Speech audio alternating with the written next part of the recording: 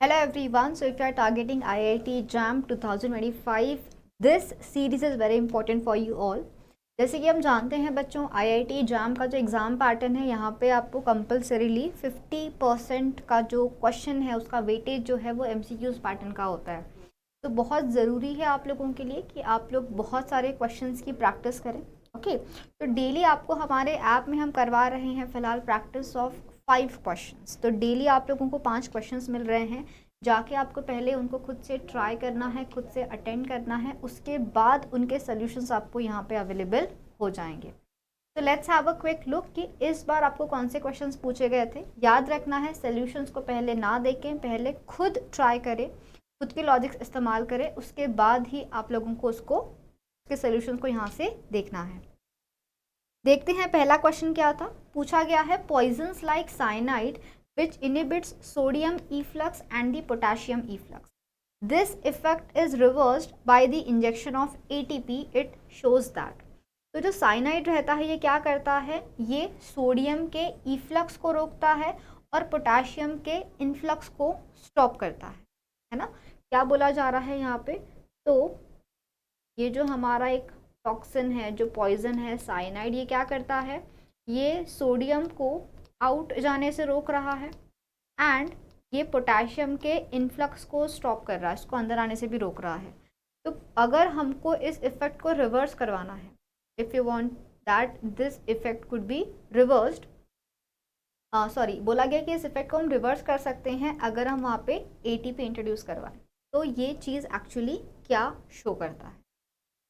तो when we go through the question, the answer for this, it is basically that the energy for the sodium potassium pump it comes from the ATP hydrolysis, क्योंकि आप इस effect को reverse कर पा रहे हो when you provide it with ATP।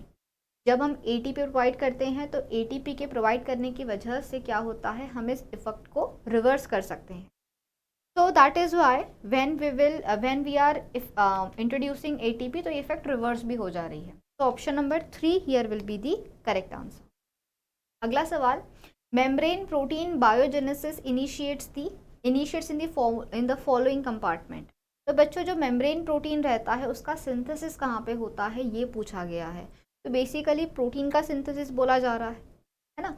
और अगर हम बात करते हैं प्रोटीन के सिंथेसिस की, the process is known as translation and obviously the translation और the protein synthesis it takes place, it starts in the rough endoplasmic reticulum.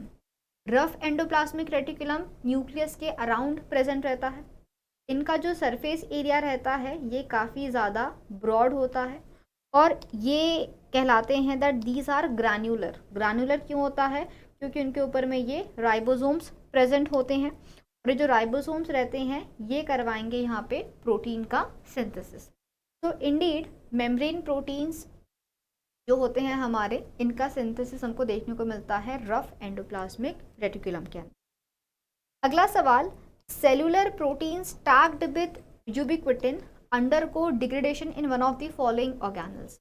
अगर सपोज कोई प्रोटीन है उसका काम हो चुका है कि we don't need that protein is no longer useful to us, या हो सकता है कोई डिफेक्टिव प्रोटीन बना हो, कोई म्यूटेटेड प्रोटीन बना हो, कोई ट्रंकेटेड प्रोटीन बना हो, कोई रेगुलेटरी प्रोटीन हो कि काम हो चुका है। ऐसे कोई भी प्रोटीन जिसका काम हो चुका है, क्या किया जाता है, तो उन प्रोटीन्स के ऊपर में एक टैग लगाया जाता है।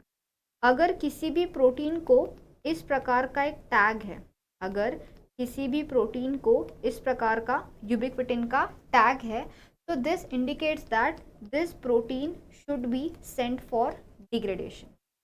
ये एक इशारा होता है कि इस प्रोटीन को हमको अभी भेजना होगा for degradation. Okay, and the degradation is performed in the proteasomes. तो option number 2 here will be the correct answer. हमारे पास होता है 26s प्रोटियोसोम, 28s प्रोटियोसोम। तो ये कुछ सिलेंड्रिकल स्ट्रक्चर्स होते हैं, these are some cylindrical structures. यहाँ पे ये प्रोटीन जिसको टैग है वो एंटर करता है and then the amino acids are released. Amino acids release होंगे, that can be again reused for the next round of translation. तो यूबिक्विटिन के ऐड करने की वजह से, ubiquitin are some small proteins, ठीक है, so this is the answer here. अगला सवाल, proteasomes are protein complexes which. अब प्रोटियोसोम्स की बात हमने अभी की है।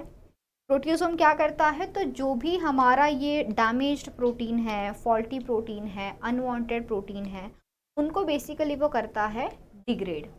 So when we talk about the proteosomes they are some protein complexes। ये कुछ प्रोटीन कॉम्प्लेक्सेस होते हैं और सिलेंड्रिकल नेचर के होते हैं। अल्टीमेटली इनका काम होता है कि जो भी खराब प्रोटीन है, जो भी डैमेज्ड प्रोटीन्स है, उनको ये डिग्रेड करे। तो option number 2 here will be the correct answer. Next question, which of the following acts as a tag to the lysosomal enzymes. बच्चों, हमारा जो गोल्जी अपैरेटस रहता है वहाँ पे प्रोटीन की सॉर्टिंग परफॉर्म होती है।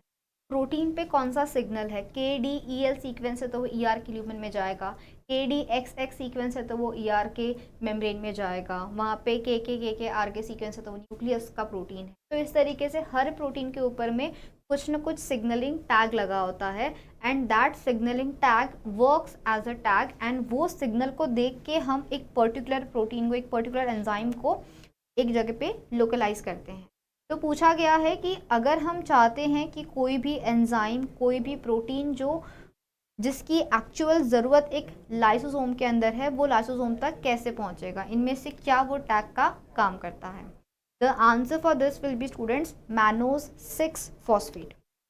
ये जो मैनोज 6 फॉस्फेट रहता है, जो मैनोज शुगर रहता है, वहाँ पे फॉस्फोराइलेशन परफॉर्म किया जाता है।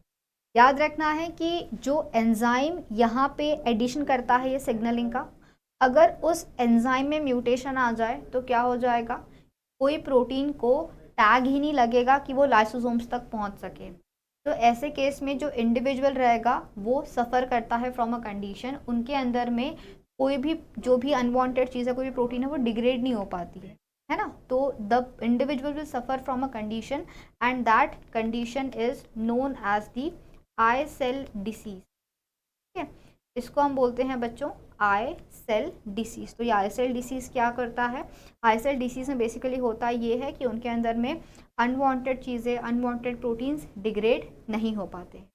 तो option number 2 here is the correct answer. And ये students, this is the day 100 days हमारे कंप्लीट हो चुके हैं। तो 500 questions in the quiz form is available for you on the website ifasonline.com। तो जाइएगा और ज़रूर जाके सारे क्वेश्चंस को आप लोगों ने सॉल्व करना है, ट्राई करना है, प्रैक्टिस करनी है and by practising more and more questions only you will reach your ultimate goal. Okay, please do share about this quiz with your friends ताकि हर कोई यहाँ पे आके क्वेश्चंस को सॉल्व कर सके। उन क्वेश्चन के सही आंसर, प्रॉपर एक्सप्लेनेशन आप लोगों को हमारे इस चैनल पे मिल रहा था। तो आपको विजिट करना है IIT JAM बायोटेक्नोलॉजी में। वहाँ पे आपको जाना है बच्चों लर्न फ्री में। जब आप लर्न फ्री वाले सेक्शन में जाओगे तो वहाँ पे आपको टेस्ट सीरीज़ मिलेगा। वहाँ पे जब आप स्कॉलरशिप टेस्ट के अंदर जाते हो तो वहाँ पे आपको डेली क्वेश्चंस मिल रहे हैं। तो every day when you scroll your time on some random app, शायद आप टाइम वेस्ट कर दो, बट यहाँ पे वही 5 मिनट आपकी लाइफ के बहुत ज़्यादा यूज़फुल रहेंगे। तो I hope everything is clear. Have a great day, very happy learning.